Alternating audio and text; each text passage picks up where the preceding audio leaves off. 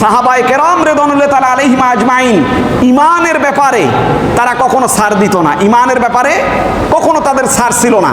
এবং ঈমান আনার পরে নামাজের ব্যাপারে তাদের কোনো কি ছিল না, নো কম্প্রোমাইজ।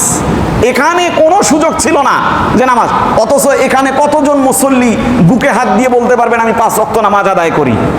সকলে পারবেন না, 2-4টা হাত হয়তো উঠবে।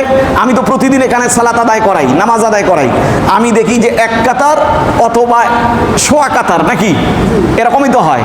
কিন্তু জুমার দিন ভরপুর মুসল্লি 3য় তলায় 7-8 কাতার হয়ে যায়। তার মানে কি আমরা আল্লাহর দাসত্বকে গ্রহণ করেছি?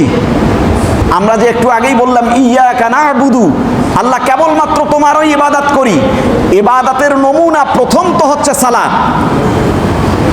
একজন অমুসলিম এই মুহূর্তে ঈমান আনলো, একজন বিধর্মী এই মুহূর্তে কালিমার সাক্ষ্য দিল, আল্লাহর প্রতি ঈমান আনলো, রসুলের প্রতি ঈমান আনলো, প্রথম তার দায়িত্ব হচ্ছে হজ করা, নাকি? প্রথম তার দায়িত্ব হলো যাকাত দেয়া।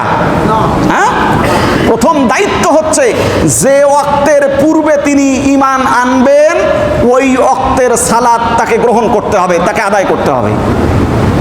তাহলে এখন আপনি চিন্তা করেন, একজন নবমুসলিমের যদি এই দায়িত্ব হয়, আমরা কি এই দায়িত্বটা সবাই পালন করি আসলে?